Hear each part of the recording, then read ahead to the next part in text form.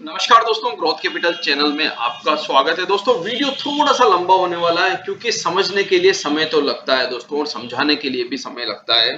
तो वीडियो थोड़ा सा लंबा होने वाला है, अंत तक जरूर देख लेना क्योंकि बहुत सारी इंफॉर्मेशन छुपी हुई है दोस्तों। और आज हम बात करने वाले हैं कि मार्केट इतना दर्द क्यों देने वाला है दोस्तों। उसके 3-4 कारण है दोस्तों, वो चारों कारण मैं आपके सामने रखने वाला हूँ। तो वीडियो अच्छा लगे तो लाइक कर दीजिएगा, और जीसीएल यानी कि ग्रोथ कैपिटल लर्निंग चैनल को अभी तक आपने सब्सक्राइब नहीं किया तो सब्सक्राइब कर लीजिए, क्योंकि अभी भी हमारे पास 8 दिन बाकी है दोस्तों। हम 8 दिनों तक ग्रोथ कैपिटल चैनल के ऊपर वीडियो नहीं बना पाएंगे। 8 दिनों बाद जब हमारी स्ट्राइक खत्म हो जाएगी यूट्यूब पर, तब हम वीडियो बना पाएंगे। तो थोड़ा सा आपको हमारा सपोर्ट करना पड़ेगा, और सपोर्ट के लिए सब्सक्राइब जरूर कर दीजिएगा, और वीडियो अच्छा लगे तो लाइक कर दीजिएगा दोस्तों। पूरी रात आपको बेचैनी रही कि ये जोरन पावेल साहब क्या कहेंगे और मार्केट का क्या होगा। इन्होंने बोला दोस्तों, मैंने कल आपसे कहा था कि देखिए दोस्तों, रेट कट का तो सबको पता है, मगर उसके बाद की शेर और शायरियां जो होने वाली है, इस शख्स ने दोस्तों वो शेर और शायरियां बहुत ही खतरनाक तरीके से करी दोस्तों, और उसकी वजह से मार्केट में आपने पैनिक भी देखा दोस्तों। क्या शेर और शायरियां कर दी, उसके ऊपर बात करेंगे। इंडिया के ऊपर क्या खबरें चल रही है उसके ऊपर बात करेंगे। डाउ जोन्स में आगे क्या होगा उसके ऊपर बात करेंगे, और निफ्टी फिर क्या करेगी, और हमारी अर्निंग्स जो आने वाली है उसके ऊपर बात करेंगे। सभी चीजों पर कवर करेंगे दोस्तों, और उनमें बहुत गहरी बात बताने वाला हूं। सबसे पहले देखिए, आपको इस वक्त लग रहा होगा कि निफ्टी जो है वो नीचे आ गया है, तो हम क्या करें दोस्तों। अब तुमको क्या करना है दोस्तों वो तो तुम जानो, तुम्हारा काम जाने, तुम्हारे फाइनेंशियल एडवाइजर जाने। मगर दोस्तों मेरा क्या व्यू है मैं आपको बताता हूँ। जोरन पावेल साहब ने कल बोला कि भैया रेट कट तो हम 25 बेसिस पॉइंट कर देंगे, ठीक है, सबको पता है ये बात। और उन्होंने एक बात और कही कि अगले साल 2025 में हम 4 रेट कट की संभावनाएं जता रहे थे, जो कि अब हम 2 ही रेट कट करेंगे। मगर उन्होंने मना नहीं किया दोस्तों, याद रखिएगा, उन्होंने मना नहीं किया। अब ये सारी सिचुएशन पैदा क्यों हो रही है, उसके पीछे का कारण क्या है। देखिए, डोनाल्ड ट्रंप साहब तो जब आएंगे तब आएंगे, मगर उनके आने से पहले जो मार्केट ने रैली की थी वो तो आप कोई भूले ही नहीं होंगे।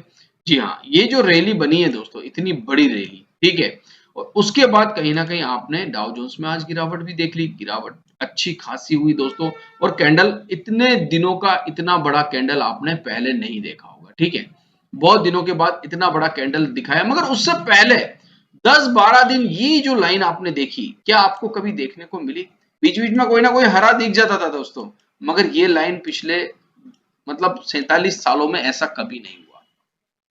अब दोस्तों जो लोग ये कहते हैं कि नहीं नहीं, मार्केट तो नहीं गिरेगा, बाजार तो नहीं गिरेगा, देखिए दोस्तों, 47 सालों में ऐसा कभी नहीं हुआ, तो आपकी उम्र तो 47 की होगी भी नहीं जब जिन्होंने ये सब देखा होगा, ठीक है, जिन्होंने ये सब देखा होगा। अब डाउ जोन्स दोस्तों पैनिक कर रहा है, क्यों कर रहा है। जोरन पावेल साहब कह रहे हैं कि भैया आगे हम अर्निंग्स को देखेंगे, जॉब डेटा को देखेंगे, जीडीपी को देखेंगे, और उसके बाद कोई डिसीजन लेंगे। अब किसी के दिमाग में गलतफहमी अगर चल रही हो कि ट्रम्प साहब आएंगे और इनको हटा देंगे, तो दोस्तों इतना आसान नहीं है, ठीक है ना। ये बहुत टेढ़ी खीर है, तो ये दिमाग से निकाल दीजिए। क्या ट्रम्प साहब आएंगे तो क्या रेट कट फटाफट कर देंगे, वो उनके हाथ में भी नहीं है। ये सारा काम फेड के हाथ में, जैसे हमारे यहाँ आरबीआई के हाथ में है। अब दोस्तों पावेल साहब जो है वो थोड़े से संतुष्ट हो गए हैं इकोनॉमी को लेके, जीडीपी को लेके। उनको लग रहा है कि रेट कट नहीं भी होगा तब भी जीडीपी ग्रो करेगी और महंगाई भी कंट्रोल में रहेगी, और यही कारण है दोस्तों कि उन्होंने अनुमान घटा दिया रेट कट का। अब आपके मार्केट में इससे क्या फर्क पड़ेगा दोस्तों, ये तो आपको समझना होगा ना। जो एफआईआईज कल तुम्हारे बाजार में आ रहे थे, वो एफआईआईज अब तुम्हारे बाजार में नहीं आएंगे, बहुत मुश्किल से आएंगे। और वो क्यों नहीं आएंगे, क्योंकि आपके रुपए की कीमत लगातार दोस्तों गिर रही है। आपका रुपया गिर रहा है, और आपके रुपए की ताकत खत्म हो रही है, और डॉलर की स्ट्रेंथ बन रही है। डॉलर आज 85 क्रॉस कर गया है। डॉलर अगर आप देखेंगे तो आज 85 क्रॉस कर गया दोस्तों, और अगर 85 क्रॉस कर गया करेंसी, तो सोचिए फिर अंग्रेजों को फायदा क्या तुम्हारे यहाँ पर इन्वेस्ट करने का। ये भी तो एक बहुत बड़ी बात है। तो फिलहाल दोस्तों, ये जो फॉरेनर है, एफपीआई है, ये एकदम से नहीं आएंगे, कम कम आएंगे। जितने आने थे, जितनी हमको उम्मीद थी, जितनी मुझे भी उम्मीद थी, ऐसा नहीं है कि मुझे उम्मीद नहीं थी, मुझे बहुत उम्मीद थी दोस्तों, मगर वो अब थोड़ा सा उम्मीद जो है ना, ठंडे बस्ते में जाती हुई नजर आ रही है। अब आप सोच रहे हो मैं नेगेटिव क्यों बोल रहा हूँ।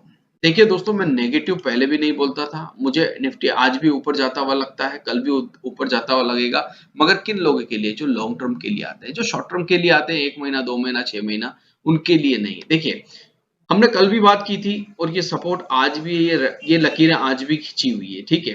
आज निफ्टी जो है 23,000 को तोड़ के नीचे ट्रेड कर रहा है और पिछले 3-4 घंटों से हम देख रहे हैं दिन के 1 बज चुके हैं और निफ्टी 24,000 को क्रॉस करके टिक नहीं पा रहा है। मतलब आज एक्सपायरी भी है, ये भी याद रखिएगा।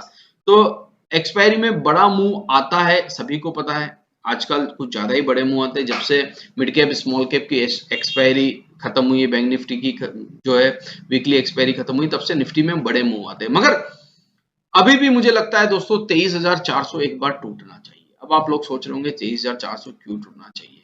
देखिए दोस्तों, खरीदारी की जो रेंज है ना वो यहाँ है, ठीक है, बहुत नीचे है, ठीक है। ये वाली जो रेंज है ये खरीदारी की रेंज है। मैं इसका वेट कर रहा हूँ, ठीक है। आप किसका वेट कर रहे हैं मुझे नहीं पता। अब बहुत सारे लोग कहेंगे कि नहीं आया तो घूम गया, तो हमारा क्या लेके जाएगा दोस्तों। हमारा पोर्टफोलियो में जो पड़ा है वो पड़ा है, जो जाएगा ऊपर चला जाएगा। जो नहीं खरीदा उसका क्या पछतावा, और जो खरीद लिया उसकी खुशी तो मना ही लेंगे। तो फिलहाल हम क्या करेंगे दोस्तों, हमें इस लेवल का इंतजार करना है। अब ये लेवल दोस्तों आना मुश्किल नहीं लग रहा है। क्यों नहीं लग रहा है? नेक्स्ट क्वार्टर के रिजल्ट आने वाले हैं। अगले क्वार्टर के रिजल्ट अगर थोड़े भी मंदे आ गए दोस्तों तो मार्केट पटक देगा। और यही लेवल नहीं दोस्तों, बड़े बड़े लेवल आ जाएंगे। 22,000 के लेवल भी आ सकते हैं, इस रेंज में निफ्टी आ सकता है। अब आप सोच रहे होंगे नहीं नहीं ऐसा नहीं हो सकता। तो चलिए 15 दिन पहले किसी ने सोचा था कि जो डाउ 45,000 पे चल रहा था वो 42,000 पे आ जाएगा? किसी ने नहीं सोचा होगा, कोई नहीं सोचता है दोस्तों। तो होने में मार्केट में कुछ भी हो सकता है, नहीं होने में बहुत कुछ हो सकता है। तो मुझे लगता है ये पावेल साहब ने अपना काम कर दिया। इधर भारत के अंदर अलग ही उठापटक चल रही है, संसद में हंगामे हो रहे हैं, सिर फूट रहे हैं दोस्तों। खैर वो बात आउट ऑफ द टॉपिक है।